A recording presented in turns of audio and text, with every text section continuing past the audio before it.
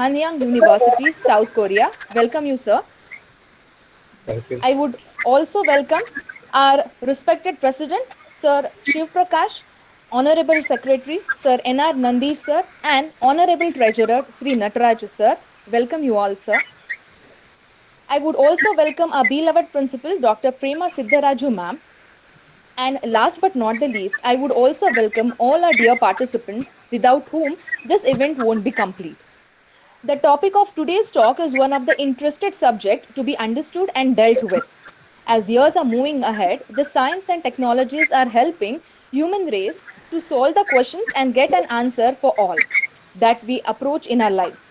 CRISPR and Cas9 system being a new technology needs to be learned in a proper way. So today's session will help us focus on this new technique and understand its application in one of the field. So without wasting time, let's get enriched with the topic. Lastly, I would again quote, nothing in life is to be feared, it is only to be understood. Now is the time to understand more so that we may fear less. So let us enjoy today's event. Over to you, Jyoti ma'am. Thank you. Yeah, thank you, Megha. Now, I would like to introduce the speaker of today's session, Dr. Suresh Ramakrishna, sir. He obtained his PhD degree in molecular immunology from CHA University, South Korea, MSc Biotechnology from Gnanabharati campus, Bangalore University, Bangalore, BSc in Biotechnology, major Government Science College, Bangalore University, Bangalore. Regarding Sir's professional position and employment, currently he is Associate Professor, Hanyang University, Laboratory of Stem Cell Biology and Regenerative Medicine, Graduate School of Biomedical Sciences and Engineering, South Korea. Sir has worked under various capacities as Associate Professor, Research Assistant Professor, and also postdoctoral researcher. He has also worked as Senior Scientist in Syngene, Scientist in Institute of Bioinformatics, and also Project Instructor in KC Das, Bangalore. His major fields of research include genome editing, stem cell biology, protein engineering, signal transduction, molecular biology. Sir has received honors and awards. To name a few, in the year 2018, Hanyang University has given Young Researcher Award, and he is also awarded by National Research Fund from Korean government for studies on genome editing in cancer biology in the year 2015, and he has received 3 awards in the year 2014. That he has been selected as speaker for Young Investigators session from Korean Society for Molecular and Cellular Biology, Young Investigator Award for National Research Foundation. Also, research article has been featured on the cover of Genome Research Journal in 24th issue. Also, he is the Best Researcher Award. He has received Best Researcher Award from Korean Society for Biochemistry and Molecular Biology in the year 2011. And he was the class topper during Bachelor of Science in Biotechnology, Bangalore. Sir has a patent in genome-wide screening of ubiquitin-specific protease family protein using specific RNA library kits. Sir has authored many book chapters and published almost 70 papers in renowned journals. I once again welcome our guest speaker for the day for the international webinar. Welcome, sir. Thank you very much. Okay. Now I hand over the session to Dr. Suresh Ramakrishna, sir. So please take over. Yeah, thank you. Give me a couple of minutes. Yes, sir.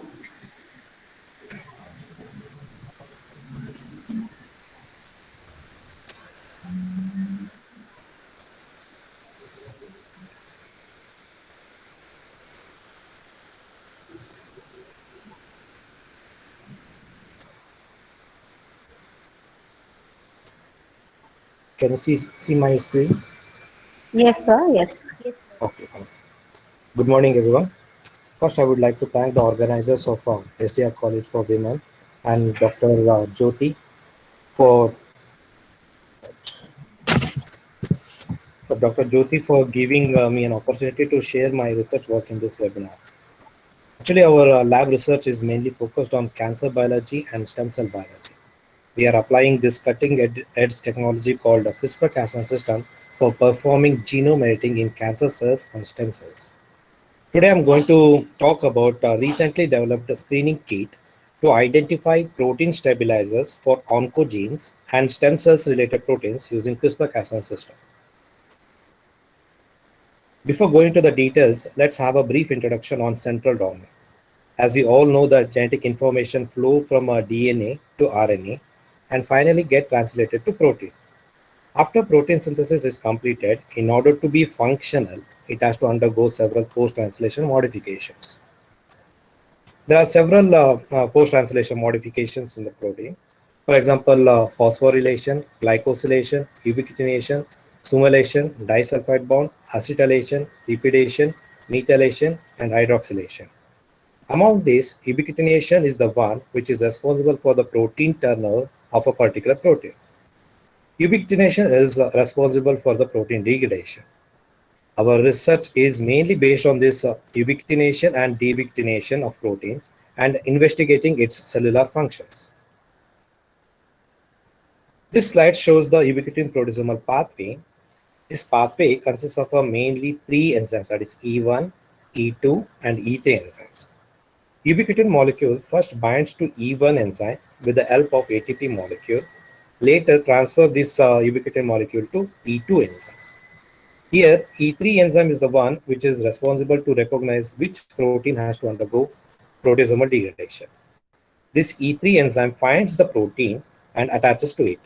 Then this ubiquitin molecule from E2 will shift to this protein substrate.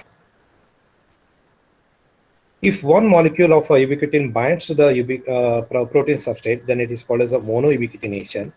If several ubiquitin molecules piles up and attaches to the substrate, then it is called as a polyubiquitination. These polyubiquitinated proteins are then channelized to 26S proteasomal degradation. So eventually these proteins get degraded. Okay, this is about the proteasomal pathway, which most of the people are aware about this. However, there is a small class of protein called deubiquitinating enzymes, which are abbreviated as DUBs, are also involved in this pathway. So what is the function of these DUBs? The main function of these DUBs are to protect the proteins from protein degradation. If this protein is necessary for the cellular function, then DUBs will be removed. DUBs remove this ubiquitin from the protein and it prevents this protein degradation. So DUBs are also involved in recycling these ubiquitin molecules for this pathway.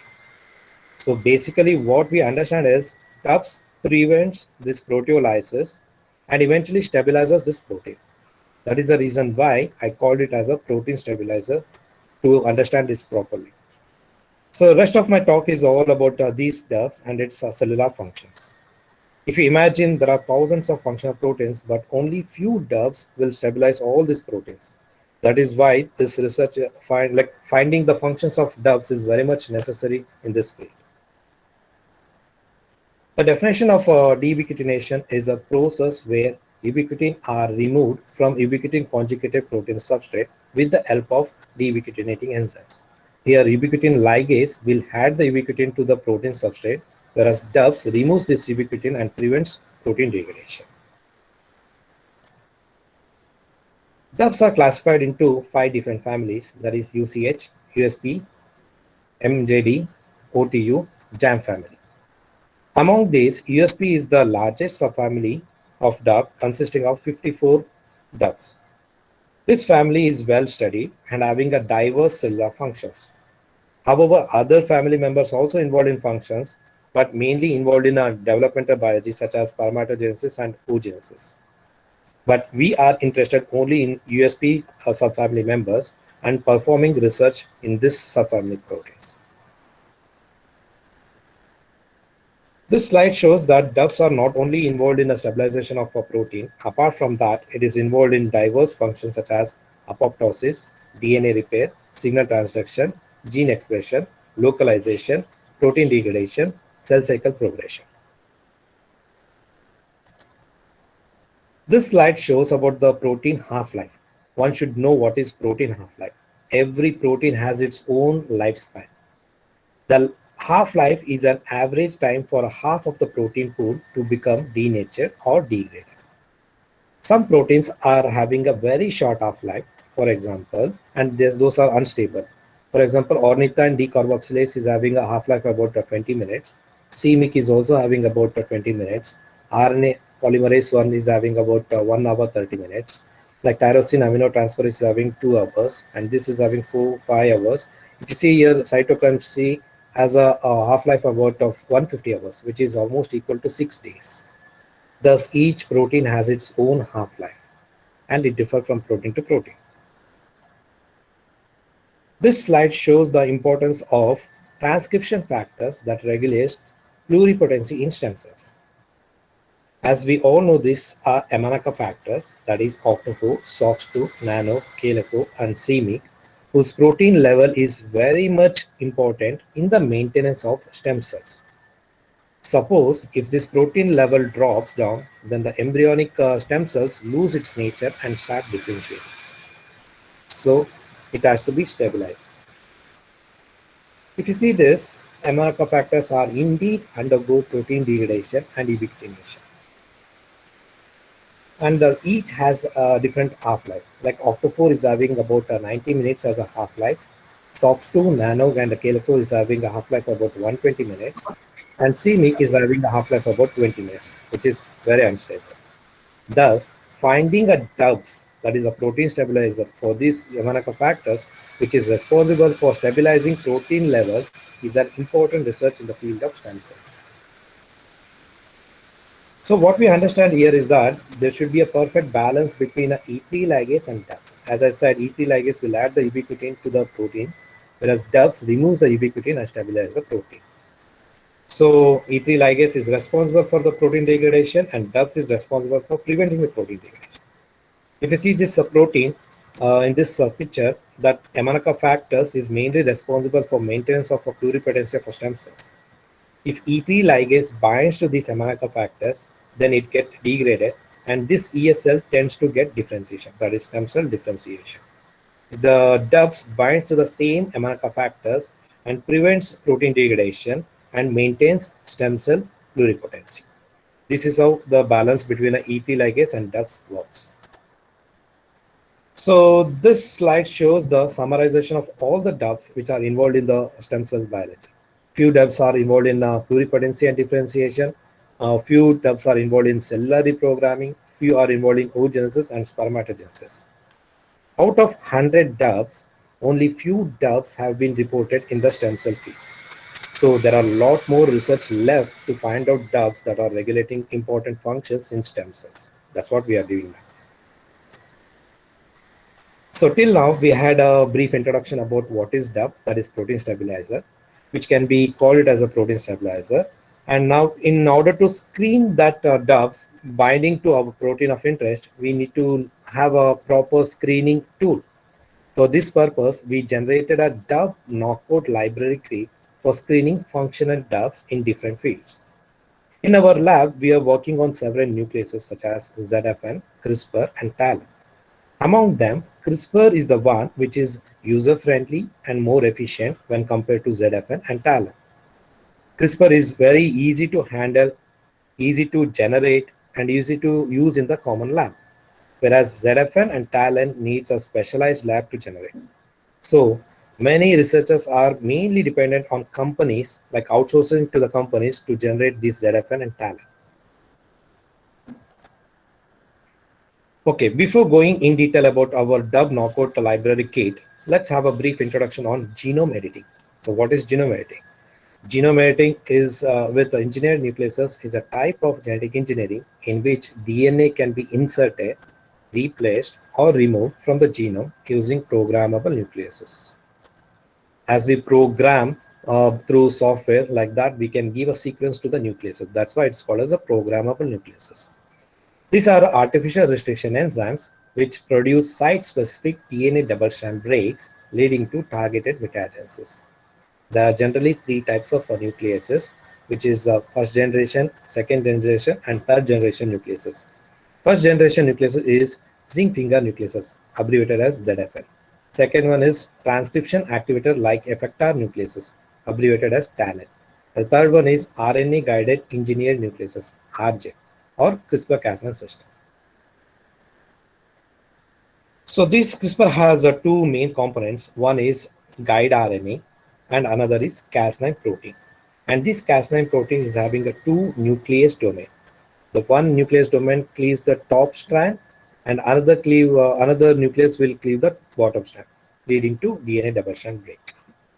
The guide RNA go and binds to the Cas9, and this Cas9 along with the guide RNA form a complex, and this same complex will go in search for the target genomic DNA.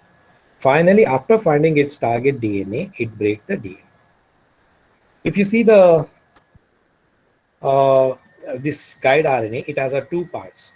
That is CRISPR RNA, which is in red color, and transactivating CRISPR RNA, which is in black color. So CRISPR RNA is the one which carries the target sequence in it, where we are going to give the 20 nucleotide as the programmable nucleases. That sequences will be given here. This guide RNA is active only when this transactivated CRISPR RNA binds each other. So what they did is they provided they combined this CRISPR RNA and trans CRISPR RNA by providing a hairpin loop and called it as a single guide RNA. So the 20 nucleotide sequence, what we give in the guide RNA is called a spacer region. And the complementary sequence to this nucleotide in the genomic DNA is called as a protospacer region. And there is a small motif to the protospacer region adjacent to the protospacer region. It is called as PAM. Without this PAM, CRISPR-Cas9 system cannot recognize this complementary sequence. So PAM is very much important for the functions of CRISPR-Cas9. So let's see this animated version to learn how sgRNA binds to the Cas9 and then recognizes the genomic DNA. First, guide RNA go and binds to the Cas9. They form a complex. After forming a complex, then this Cas9 go and sits of a complementary sequence. They also recognizes the PAM sequence here. Once it recognizes PAM sequence, it binds to the complementary sequence and cleaves the DNA into two parts. So let's see this. First, guide RNA goes and binds the Cas9, form a complex, and this complex go in search of a complementary sequence. First, they recognize the PAM sequence and then the complementary sequence. After recognizing the complementary sequence, it forms hybridization. Then this nucleus will cut the top strand, and this nucleus will cleave the bottom strand. So DNA double strand break happens. So what happens after once the DNA break happens, DNA repair system get activated in the cell to correct these damages. There are two types of DNA repair system, that is homology directed repair and non-homologous enjoyment. During HDR repair, in the presence of a donor DNA, a gene correction can be done or a target insertion can be done to the gene. So suppose if you have a genetic disease, there will be a mutations in the gene. So that mutations has to be corrected. So we are giving a correct sequence in a donor DNA, and we provide this for a repair to this mutation in the gene. So, and this HDR is also utilized for analyzing the functions of a new gene. If a new gene is introduced into the genome, the function of these new genes can be traced back. So that's how HDR can be used. Whereas NHJ method repair, while correcting this DNA break, there will be a mistake happens where certain base pairs will be inserted or deleted. Inserted is insertion is in, deletion is del. So short form indel. Due to this indel formation, there will be a frame shift in the gene. Due to the frame shift, this gene becomes non-functional. How this become non-functional? Because of premature truncation of that particular protein. So this is a gene disruption. And also by giving a pair of nucleases, we can delete a chunk of a gene from the genome itself. So this is how we are utilizing our CRISPR-Cas9 system and repair system, either to knock in or knock out of a particular gene from the genome. This slide shows the method to detect the modified genome in the cells from unmodified. Using a T71 assay, we can distinguish unmodified cells and modified cells. After T71 assay, genome-modified cells will give a cleavage band, while unmodified cells will not give a cleavage band. And we can check the intensity of the cleavage to show the percentage of the indel created. So higher the intensity corresponds to the efficiency of the sgRNA used in that particular experiment. This slide shows there are several software available publicly to design the efficient sgRNA sequences. Using this software, we can upload our sequence and get the efficient sgRNA sequences from out of it. This database gives some scores for sgRNA based on its efficiency and off-target efficiency. So far, I gave you the brief introduction about genome editing using CRISPR-Cas9 system. Now let's come back to the DUBs. Now I'm going to explain how we used CRISPR-Cas9 system to generate DUB knockout library kit. As I discussed earlier, DUBs are classified into 5 different families. Among that, USP is the largest and well-studied subfamily. We have generated knockout of each USPs in this family separately and made an individual knockout cell line. Suppose this USP is having USP1 to USP54. We have knocked out USP1, USP2, USP3 separately in individual cell line and made a separate knockout cell line for each gene. So before making a knockout cell line, as I said, we have to design an efficient sgRNA. This is how this slide shows the 2 sets of sgRNA targeting individual DUBs. For example, for USP1, this 2 T1, T2 are the sgRNA. USP2, this 2 sgRNA. USP3, this 2 sgRNA. As I said, that intensity, higher intensity is a high efficient sgRNA. Compared to T1, T2 is a high efficient. Compared to T1, here T2 is highly efficient. So this shows that we have designed 2 sets from USP1 to USP50 and use that sgRNA for making a knockout cell. This slide is an overview of a DUB knockout library kit from the starting to the end. So as I said that using a bioinformatic tools, we selected the efficient sgRNA sequences and those oligonucleotides are cloned into plasmids. So these are sgRNA plasmid and this is Cas9. Together we transfected to the cells. So plasmids are transfected to the 293 cells. Later, after transfection, these transfected cells are subjected for single cell clonal selection to generate knockout cell lines. So this, when we zoom this one, so this looks like this. Single cell clonal selection is a protocol in which transfected cells are diluted in such a way that single cells are grown in one particular well. Once the single cells are grown to a colony, this colony is shifted to 96 well plate and then to 24 well plate, then to 48 well plate, then 6 well, then 100 pi, and then stored it to ln2 time. So these cell lines are derived from a single cell. Then these single cell derived single clones are screened by T71 assays. As I discussed earlier, the modified cells will give a cleavage and unmodified cells will not give a cleavage. This is not knocked out, this is knocked out cell line. So the later these cell lines are subjected for sequencing. Once we confirm the sequence that particular gene is knocked out, and then we expand that cells and store it to the ln2 time. So these individual gene knockout cell lines are lysed and loaded onto the gel to the REN Western blot analysis. As I said, DUBs are protein stabilizers. If a particular DUB is knocked out in the cells, the protein of our interest is not stable and undergo rapid protein degradation. If you see this picture, then in the absence of this particular DUB and the absence of this particular DUB, our target protein is unstable. This shows that particular DUB is necessary for stabilizing that target protein. And there is one more point to be considered here. Generation of this knockout cell line is not so easy. It needs a lot of screening work and it's a time-consuming work. In order to simplify our work, like screening this knockout cell line, we generated a reporter system to screen modified cells. I briefly now mention about these reporters.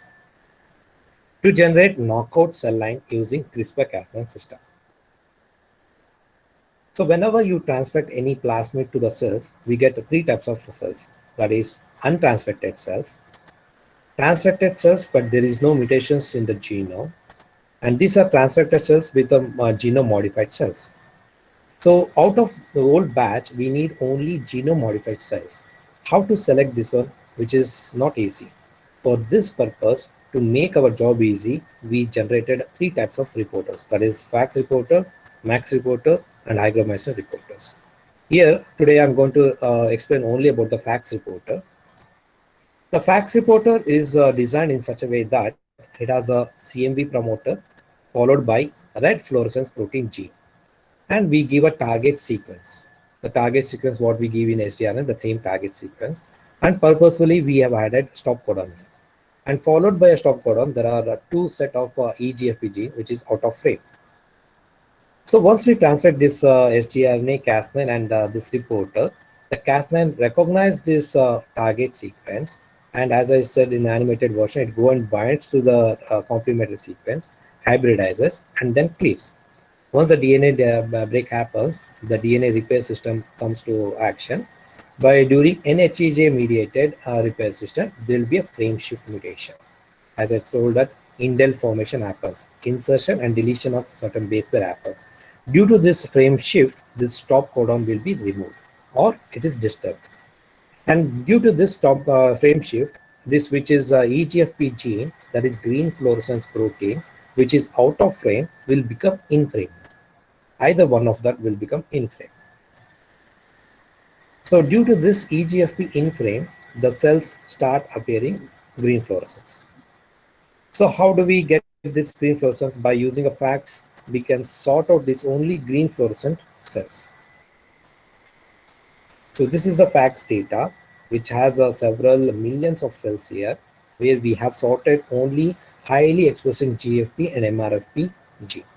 So we sorted these cells and we checked the T711 assay. When we check the T711 assay result, unsorted without using our reporter, the efficiency of T711 was 2.3%, but in the sorted cells, it showed 41%. We could enrich about 18 folds by using our FACS reporter. And we manually picked the colonies and screened it. Here, unsorted region, out of 67 colonies what we picked, we got only 3 positive, that is a mutated one. Whereas the sorted cells, out of 21 colonies what we picked and checked, 7 colonies were positive. This shows that using our reporter system, we can enrich our screening of genome modified cells, and we can easy our work. This slide shows the actual average time taken to generate a single cell knockout clones. From the day 1, we transvected. After day 2, the fluorescence appears and we give for a FACS sorting. And after the FACS sorting, on the day 4, we seed those sorted cells into the 96 well plate and allow it for 2 weeks to form a colony formation. Once the colony formation forms, then we mark the colonies and seed to 96 well plate and then to 48 well plates, and then shift to 24 well plate. And then once enough cells are there, we take a part of the cells and check for a T711 assay. As I told that in T711 assay, the positive cells will give a cleavage and the unmodified cell will not give a cleavage. So the cleaved colonies, positive colonies, are then subcultured to 6 well dish and then to 100 pi dish and expand more and more number of cells and then make a stock in a LN2 tank. So the average time taken for making a one knockout cell line is from day 1 to day 45. 45 days will be taken to make a one knockout cell line. Like that, we have made all 15 knockout cell lines for all doves from USP 1 to 50. If we go wrong somewhere, if there is a contamination in the process, again we have to start from a day 1. Or if we end up with the negative results, again we have to start from the day 1. So this is the effort we took for making this knockout cell line is summarized in this slide. So this is the screening results from USP 1 to USP 10, USP 1, 2, 3, 4, 5, 6. As I said that if you see here USP 3, the cleaved bands is modified cells, uncleaved bands are unmodified cells, like control. There is no cleavage here. So this shows that this is knockout cell line, like that. So here cleaved bands are knockout cell line. Like that, we screen from USP 1 to USP 10. ESP11 to ESP20, ESP21 to ESP30, 31 to 40, 41 to 50. So these are the screening results. We got this positive knockout cell line, and we loaded all the positive cells in one like a gel to give this picture. From USP1 to USP50 we have a knockout cell line, and for each gene we have at least 2 to 3 knockout cell lines. So what we will do with this knockout cell lines? Thus I finished explaining about the DUBs, and I gave a brief introduction about what is genome editing and how we generated a DUB knockout library kit. Now, what we will do using this DUB knockout library kit, using this DUB knockout library kit, we are mainly screening DUB, functional DUBs, protein related to cancer biology, stem cell biology, and neurobiology. In our lab, we are expertise with cancer biology, stem cell biology, and neurobiology. And along with some collaborative work, we have also started developmental biology related experiments too. So from here onwards, I will now briefly explain our research data in each field. So first, in the cancer biology field, we chose this CDC25 protein as an oncogene. We screened DUB from USP1 to USP50 for the CDC25 protein. From this figure, we can see that USP3 and USP17 is known to regulate the protein stability of CDC25 protein. In the absence, as I said, protein stabilizer, if it is not there, the protein will not stabilize, it will undergo protein degradation. So the less protein level. So here USP17 was earlier reported as a DUB for CDC25A, and we used our kit to check the efficiency of it by using a positive control. In our screening system, we got the USP17 as a positive control, and we screened another DUB, that is USP3 for CDC25A as a DUB. Then in order to validate whether this USP3 is really a specific DUB for CDC25A, we have to perform several biochemical assays. So I have just put a few important experimental data to show that how DUBs are validated for particular target proteins. Here by immunoprecipitation assay, we proved that ESP3 interacts with CDC25A. By co-transfecting CDC25A and ESP3 together, we got a bands in all the blots that shows that it binds each other. By co-localization assay, we also showed that ESP3 co-localizes with CDC25A protein in nucleus. DAPI is a stain for nucleus. So this figure shows that CDC25A resides in nucleus and 3 resides in nucleus. They co-localizes in the nucleus. Then what it has a functions. Functionally, USP3 prevents CDC25A protein degradation. We showed the deubiquitination of CDC25A protein by USP3. Here, CDC25A, in the presence of ubiquitin, we can find the smear band of ubiquitin. Why we get a smear band is, this is the pile of ubiquitin. So the pile of ubiquitin gives a smear band. In the presence of same ubiquitin CDC25, in the presence of USP3, if we add, this is preventing ubiquitination. It removes ubiquitin. So the smear is reduced. There is another construct, that is USP3, a catalytic inactive construct, where it does not have a DUB activity. So if we transfect that one, it does not have that preventing ability from a protein degradation. So again, the smear appears dark. This shows that this is CDC25 is ubiquitinating and 3 is deubiquitinating, and catalytic inactive is again not able to prevent protein degradation. And further, we also showed that ESP3 extends CDC25A protein half-life. As I said that each protein has a different half-life. So here CDC25A has a half-life about 20 minutes in a mock control. In the presence of ESP3, the half-life is extended to 40 minutes. But the ESP3 catalytic inactive could not extend the half-life of CDC25A protein. Further, we proved that ESP3 regulates CDC25A oncogenic behavior. So as I said that CDC25A is oncogene, then oncogene, then it will give lot number of colonies. So this is a soft agar assays. In a mock control, we get lot number of colonies. Suppose if we knock out that ESP3 in that particular cell line, HeLa cell line, we get less number of colonies because ESP3 reduces CDC25A protein level. So further the colonies will be reduced. The same knockout cell line, if we reconstitute with ESP3 wild type, then again more number of colonies are appear.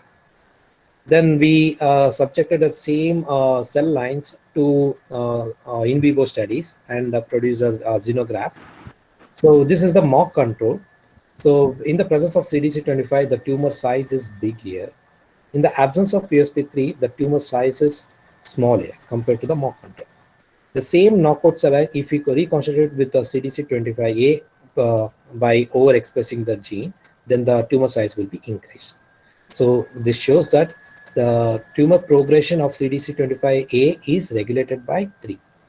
And the same tissues is done immunohistological analysis where mock control has a high staining of ESP3. Knockout is not showing ESP3 staining, where mock control has a more stain of CDC25A protein, whereas knockout is having reduced stain of CDC25A protein. We didn't stop it in mouse studies. We continued this experiment on human studies also. We took several patients' tumor samples, normal and tumor samples, and we checked the expression level of ESP3 and CDC25A protein. Compared to the normal and tumor, the expression of ESP3 and CDC25 is higher compared to the normal. So this is the normal and this is a tumor. Tumor shows a high intensity of ESP3 and the CDC25 protein compared to the normal. In all the 6 patients, we observed the same behavior. This shows that ESP3 is mainly responsible for CDC25A oncogenic behavior.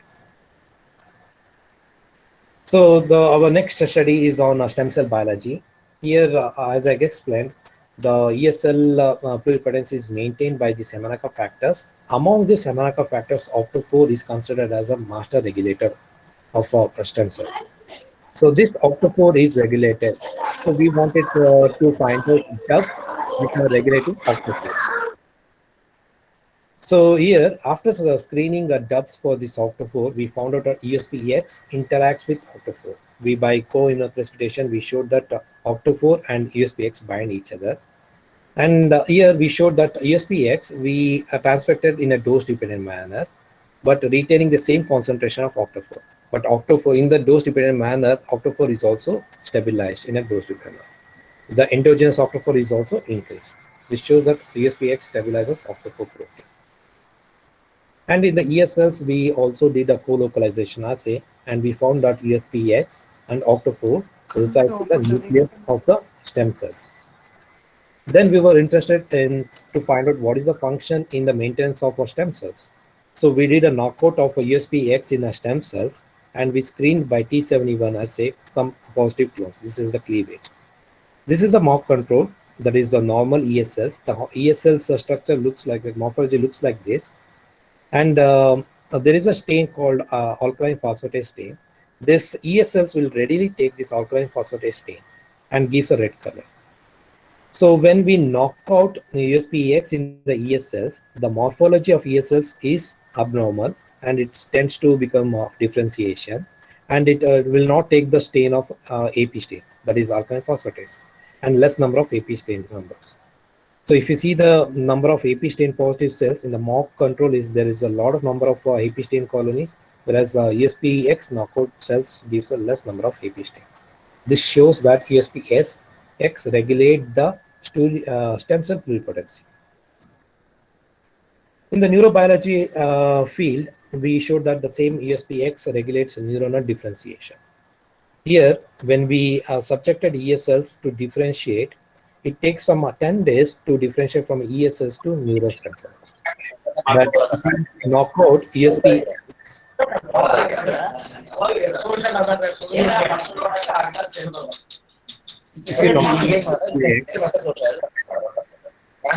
Sorry. If you knock out USP-X, the same ESS will take a less number of days. That is, within 7 days, it is getting differentiation. That it will happen early differentiation. And we also stained the several markers, that is nestin and TUJ1. Nestin is a marker for early neuronal stem cells, and TUJ is a marker for late neuronal stem cells. In the mock control, if you see the late neuronal stem cells are less over here, but if you knock down USP-X, the late neuronal stem cells is high. That means, as I said, it undergoes early differentiation. More number of neuronal stem cells are differentiated. And this is the structure of like morphology of neural precursor cells. It should be like this round. And if we knock down of USP-X, the morphology of neural precursor cells loses its morphology and it get elongates and attaches to the plate. So by this data, we can say that USP-X regulates neuronal differentiation. This is the last study what I'm summarizing today, that is developmental biology. Here we were interested to study some of drugs which are involved in a tooth development. This slide shows that there are various stages, that is a bud stage, cap stage, bell stage, late bell stage during the development of tooth. And there are several genes get activated such as MSX1, PAX9, LEF, actin, and RNX2. So these are the genes which are has to be activated during the transition of bud stage to cap stage during the tooth development. So we wanted to know which dub binds to this MSX1 and PAX9. For this purpose, we screened by using our dub knockout library for both of this protein, that is PAX9 and MSX1. Here, if you see this, there is one dub which is regulating only MSX1. And there is one common dub which is regulating both PAX9 and MSX1. So we were interested in this common dub which is regulating both PAX9 and MSX1, because this MSX1 protein and PAX9 protein and MSX1 protein are interdependent on each other. And there is a report saying that mice lacking PAX9 or MSX1 do not form a teeth at all. So these are the main genes which are responsible for the tooth formation. So what happens if we find a stabilizer for this important genes during the tooth formation? So we did in vivo studies in the mock control. When the tooth formation, if you see the structure of the tooth, and you can see the structure of the tooth here. This is the enamel formation. This is the tooth shape. So the shape of the tooth is normal in the mock control. The alveolar bone, pulp dentine, pulp cells, everything is normal in the mock. Whereas USP-Y knockout cell lines, the tooth size itself is very small, and dentine and pulp is retarded. The growth is retarded. Enamel formation is not proper. So this shows that not only the PAX9 and MSX, which is important for the tooth development, is important. If we find out the dub which is stabilizing these genes is also important for the developmental biology. With this, I'm going to finish my talk by acknowledging my current students who are working on different projects. These are my current students, Arun and Bharati, who took responsibility for generating a dub knockout library kit and maintained that dub knockout clones in our lab. And Arun and Apurvi is working on cancer biology related studies. Janardhan and Neha is working on stem cell biology related studies. Kamini and Apurvi is again working on developmental biology related studies. So with this, I would like to acknowledge my ex-students and current students of my lab. And I'm having an active collaboration with 3 people, that is Kesan Kim, the stem cells collaboration with Kesan Kim, genome editing collaboration with Hembom Kim, and developmental biology related studies with Hans Jung professor. And this is my lab website. If you want more details about our studies and our publication, you can refer to this website. Thank you very much. I'm happy to take the questions from the participants now. Thank you, Ramakrishna sir. Suresh Ramakrishna sir. There is one question which is posted by Gayatri Holla. She has given a question like, gene editing is done and they corrected, they dump in the baby. What is the percentage of success in this? Gene The editing is. question is, gene editing is done in Russia, and Mhm. they correct and they dump in the baby. What is the Okay. percentage of success in this case? Actually, gene editing is a tool which is now currently used in only research based laboratories and all, which is not in still in a clinical trial. Clinical trial. Nothing has come out from the clinical trial so far. Illegally, China made a CCR5 gene knockout by using CRISPR-Cas9, and baby is also born, and that is illegal. Due to that illegality, against to this ethics thing and all, that particular professor was sacked from the university and is jailed also. So actually, it should not be applied to the babies as of now. The one of the drawback for a genome editing is it has a half target effects. Like we give a 20 nucleotide sequence as a sequence, right? But out of 20 nucleotide, even one or two mismatches if it is there, but still it will recognize that non-specific as a specific. It may go and bind to other gene and may break that gene. So that is the drawback of a CRISPR-Cas9 system. So since we have facing that drawbacks, still this genome editing is not applied on humans, and only safe, validated CRISPR-Cas9 are going in clinical research for certain corrections of genetic modifications, like genetic diseases, which are under clinical trial by mainly there is a company called Sangama Group in America. They are doing these clinical trials. Okay. Okay. There's one more question by Dr. Amrita Roy. Okay. Uh, which cell line was used for the generation of knockout library? We used 293 cell lines. That is a normal cell line, which is not a cancer cell line.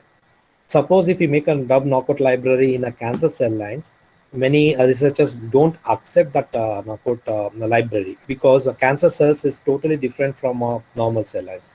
Due to the cancer behavior, the metabolism in the cells and the signal transduction, the signaling network are totally, like not totally different, will be excited state compared to the normal. So we chose a normal cell line where it has only diploid cell line, not tetraploid and all. If we select the cancer cell lines, again it will be having the 4n tetraploid and all. If one nucleus, one ploidy is knocked out, another ploidy will be remaining wild type. It may have a partial function. So we selected diploid, where both the set of chromosomes are knocked out. We confirmed that by sequencing, and we use this normal cell line for screening. Once we get a candidate from the normal cell line, we do the same knockout gene in a particular stem cells or cancer cells for further functional studies. Okay.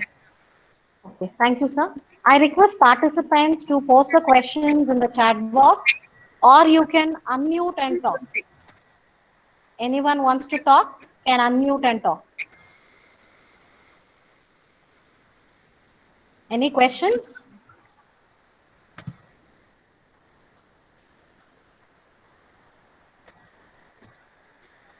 Okay. So no questions from the participants? Okay. Okay, fine. So I would like to call upon our principal, SJRCW, Dr. Prema Siddharaju, madam, to give a presidential address. Over to you, madam. Okay ಎಲ್ರಿಗೂ ನಮಸ್ಕಾರ. Madam voice ಕೇಳ್ತಾ ಇದೆಯಲ್ಲ? Yes, ma'am. Yes, ಮಾತಾಡಿ ma'am. ಎಲ್ರಿಗೂ ನಮಸ್ಕಾರ.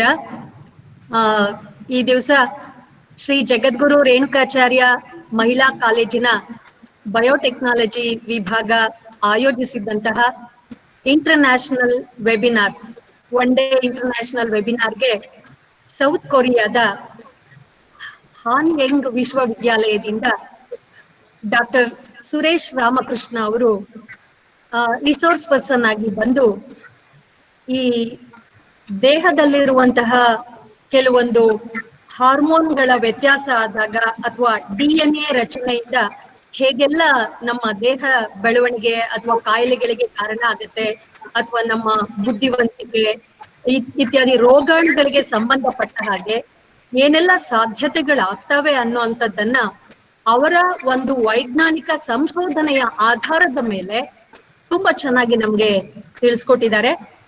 ಈ ಒಂದು ಕಾರ್ಯಕ್ರಮದಲ್ಲಿ ಉಪಸ್ಥಿತರಿರುವಂತಹ ಸನ್ಮಾನ್ಯ ಡಾಕ್ಟರ್ ಸುರೇಶ್ ರಾಮಕೃಷ್ಣ ಅವರೇ, ವಿವಿಧ ದೇಶಗಳಿಂದ ಆಗಮಿಸಿರುವಂತಹ ಈ ಒಂದು ವೆಬಿನಾರ್ಗೆ ಆಗಮಿಸಿರುವಂತಹ ಪ್ರೊಫೆಸರ್ಸ್, ಅಸಿಸ್ಟೆಂಟ್ ವಿವಿಧ ವಿಭಾಗಗಳ ಉಪನ್ಯಾಸಕ ಮಿತ್ರರೇ, ಮತ್ತೆ ಸಂಶೋಧನಾ ವಿದ್ಯಾರ್ಥಿಗಳೇ, ತುಂಬಾ ಉಪಯುಕ್ತವಾದಂತಹ ನಮಗೆಲ್ಲ ಅವಶ್ಯಕವಾಗಿ ತಿಳ್ಕೊಳ್ಳೇಬೇಕಾಗಿರುವಂತಹ ಒಂದು ಒಳ್ಳೆಯ ವಿಚಾರ ಇವತ್ತು ನಮ್ಮ ಈ ವೇದಿಕೆಯಲ್ಲಿ ಮಂಡನೆಯಾಗಿದೆ. ಇವತ್ತು ಇಡೀ ಪ್ರಪಂಚ ಕೊರೋನಾ ಅನ್ನುವಂತಹ ಒಂದು ಸಮಸ್ಯೆಯನ್ನ ದೇಹಕ್ಕೆ ಆಗ್ತಾ ಇರುವಂತಹ ಒಂದು ಎಡವಟ್ಟಿನಿಂದ, ಅಂದ್ರೆ ಪ್ರತಿ ಮನುಷ್ಯನಿಗೂ ಕೂಡ ಆರೋಗ್ಯ ಅನ್ನುವಂಥದ್ದು ಎಷ್ಟು ಮುಖ್ಯವಾಗ್ತಾ ಹೋಗುತ್ತೆ. ಈ ಆರೋಗ್ಯದ ಮೇಲೆ ದುಷ್ಪರಿಣಾಮ ಉಂಟಾಗೋದಾದ್ರೂ ಯಾಕೆ, ಬಾಡಿ ಒಳಗಡೆ ಏನೆಲ್ಲ ವ್ಯತ್ಯಾಸಗಳಾಗೋದಕ್ಕೆ ಯಾವೆಲ್ಲ ಕ್ರೋಮೋಸೋಮ್ಸ್ ಕಾರಣ ಆಗ್ತಾ ಹೋಗ್ತವೆ ಅನ್ನುವಂಥ ಒಂದು ಏನು ಈ ಒಂದು ವೈಜ್ಞಾನಿಕ ಸಂಶೋಧನೆ ಇದೆ, ಇದು ಮನುಷ್ಯನಿಗೆ ಅತ್ಯಂತ ಅವಶ್ಯಕವಾಗಿ ಬೇಕಾಗಿರುವಂಥದ್ದು. ಪ್ರತಿನಿತ್ಯವೂ ಕೂಡ ಈ ಒಂದು ಸಂಶೋಧನೆ ಪ್ರಪಂಚದ ಮೂಲೆ ಮೂಲೆಗಳಿಂದ ಸಾಧ್ಯ ಆಗ್ತಾ ಇರುವಂತದ್ದು. ಇಂಥ ವಿಚಾರವಾಗಿ ಇವತ್ ಮಾತಾಡದಂತಹ ಡಾಕ್ಟರ್ ಸುರೇಶ್ ಅವರು 2 ವಿಚಾರಗಳ ಬಗ್ಗೆ ಗಮನ ಹರಿಸಿದ್ದಾರೆ. ಒಂದು cancer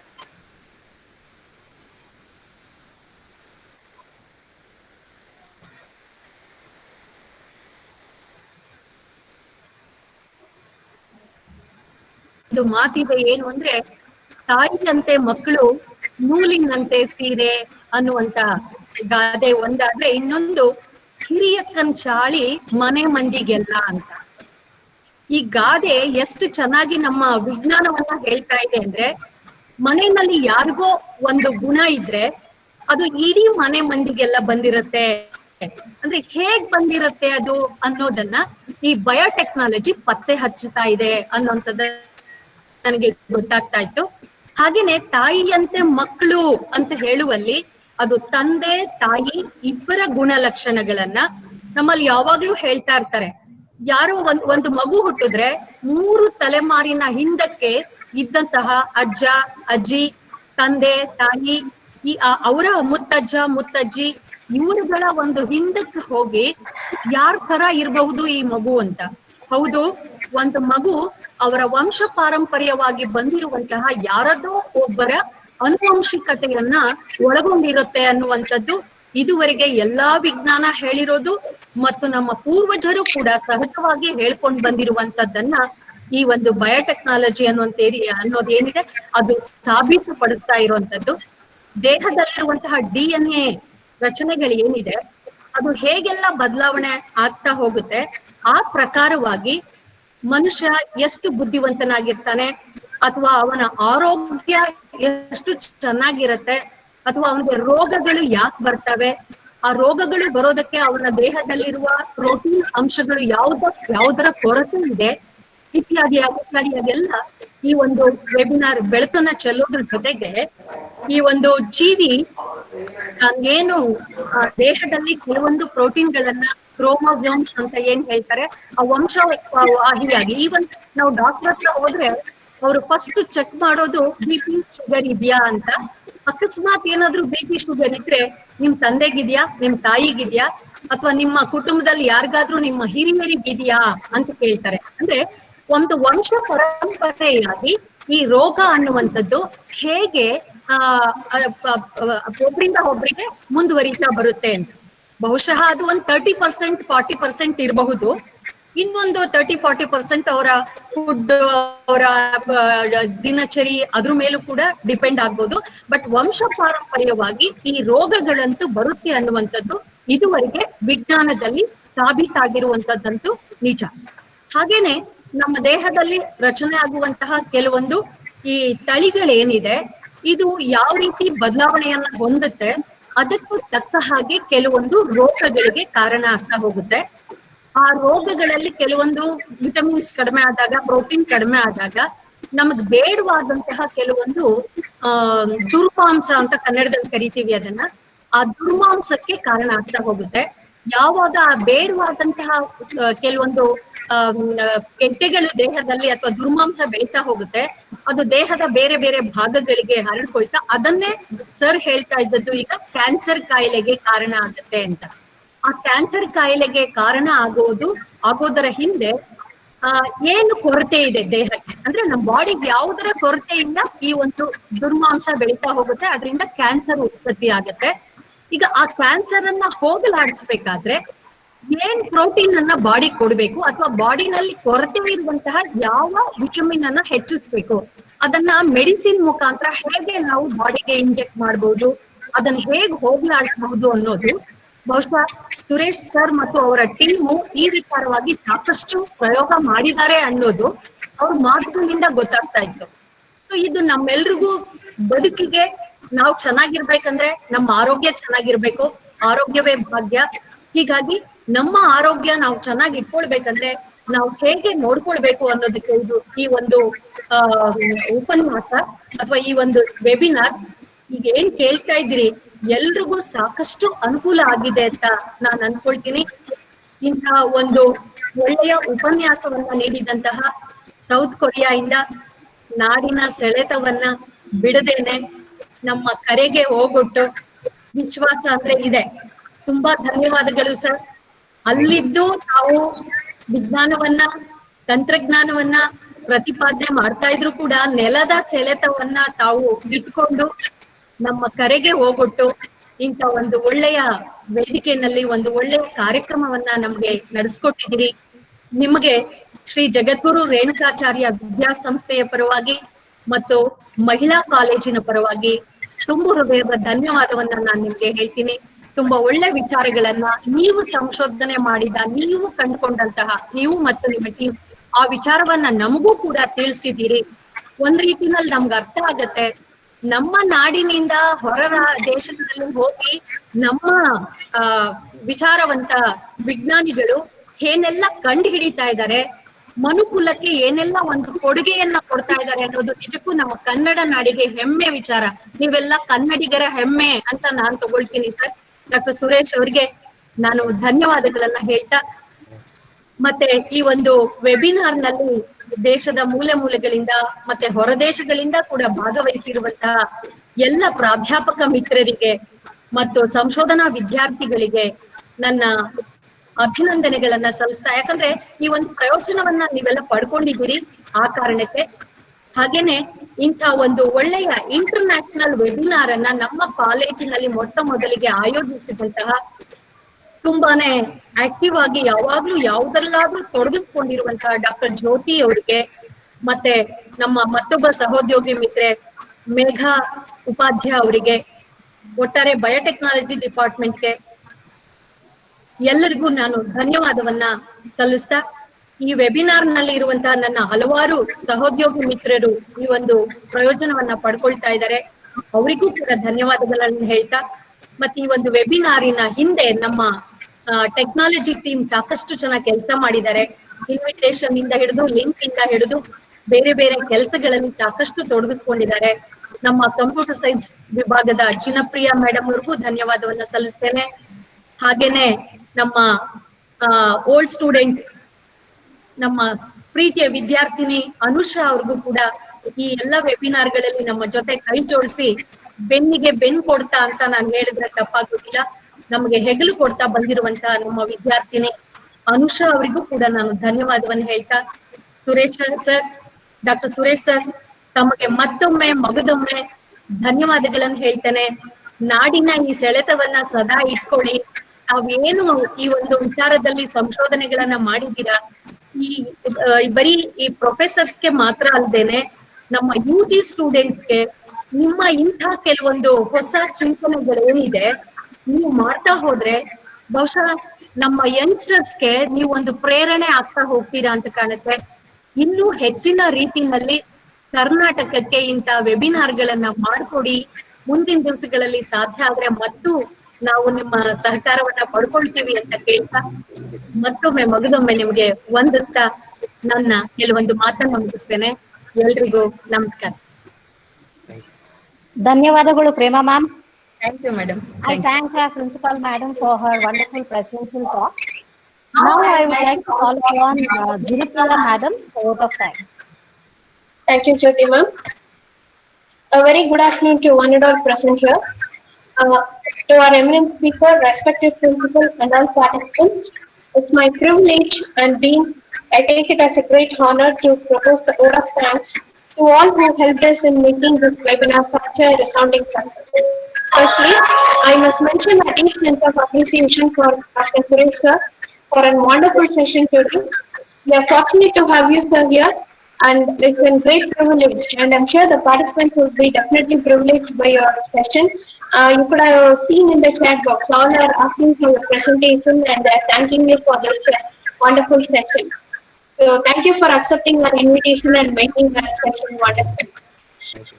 Thank you. Next, I sincerely thank our beloved principal, Prema Sidraju ma'am, for wonderful support and always being innovating and supporting in all of our aspects, which have helped us to bring today's webinar in a full fashion. Thank you, ma'am.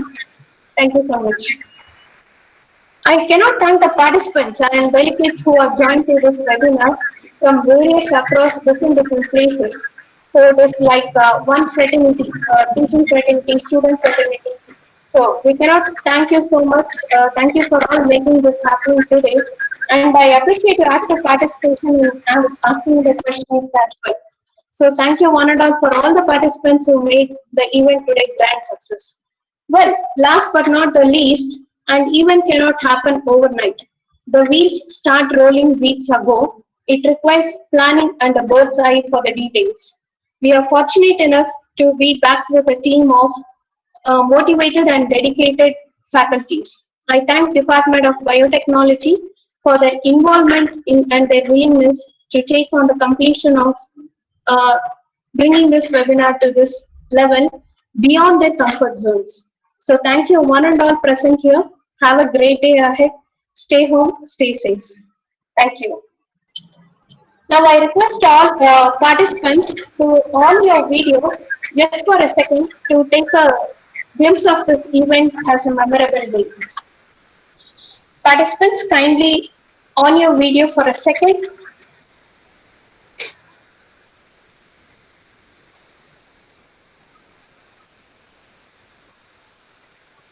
Anu, are you ready? Yes, ma'am, 1 minute.